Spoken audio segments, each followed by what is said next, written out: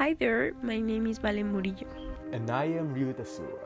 In this video, we're going to talk about an ethnolinguistic group of each country. The Philippines and Mexico. Let us first start with Mexico's story. Spanish rule lasted until 1821, the year in which Mexico won the War of Independence and the first Mexican Empire was created, which soon gave way to the First Federative Republic. Something remarkable about this period were the Spanish attempts to reconquer Mexico, but as you will imagine, they failed. Relative stability began in 1866 when Porfirio Diaz came to power, who would remain in command of the country until 1910. The history of Mexico does not end here with the Tlatelolco massacre, during which hundreds and hundreds of students died after the repression of the security forces. One of the most tragic episodes in modern Mexican history is signed.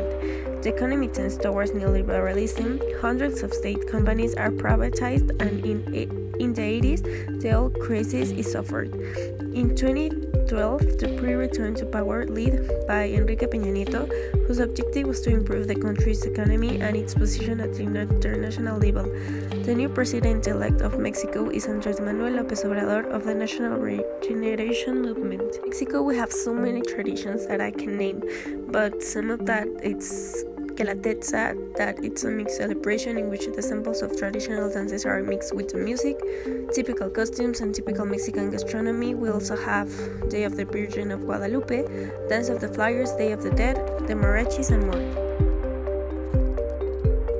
In Mexico, we speak Spanish. In Mexico, we have many ethno-linguistic groups, but one of the most important and famous are the Mayans. Their language is Mayan. For the Mayans, agriculture was the first source of resources. The main crops were cotton, corn, beans, and squash. Mayan society was structured in 4 levels: the nobility, the priesthood, the commoners, and slaves. They were located in the tropical forest region of present-day Guatemala, Honduras, and Yucatan Peninsula. For the Mayans, art meant the possibility of representing everything that surrounded them. That was how they decorated with the complex and colorful designs from small vessels to monumental buildings.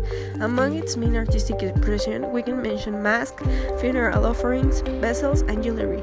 And, believe it or not, Mayans have a very sustainable way of living. The organization of the territory in the Mayan communities of Yucatan is based on kinship relationships, and the name was given there to a territorial unit, its solar. They also use the guano palm, due to great resistance. It's the most used material for the construction of ceilings, in addition to being used for the basketry, the manufacture of utensils, as fodder, and as a medicinal plant. Next up is the Philippines. Let's start with its history. In 1521, Ferdinand Magellan claimed the Philippines in the name of Spain.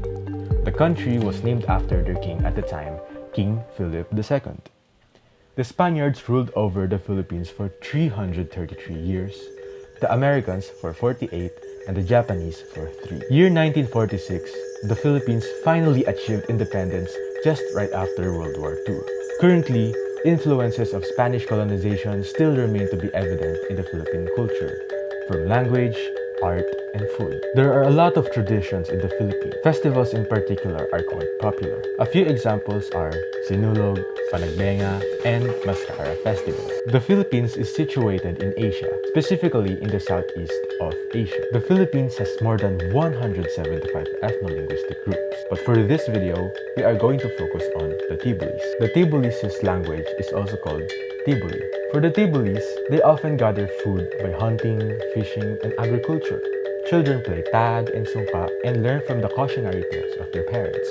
It is very different from my way of living, because we just buy food from the supermarket. As for the children's habits, I often just play computer games. And I receive formal education from schools here in the city. The Tibulis are situated in the island group of Mindanao, in the region of Soc-Sargen, and in the province of South Cotabato. For the Tibulis art expression, women weave designs using handloom, children make music and dance, and they also play music using instruments like agong, kalintang, and kubing during special occasions like weddings. As for the Tibulis' sustainable living, their smiths recycle old gongs and old car parts for metal in making alloy. And they grow crops like dry rice, maize, and sweet potato as one of their sources of food. So that will be all for the ethno-linguistic groups of Mexico and the Philippines. Thank you so much for watching our video.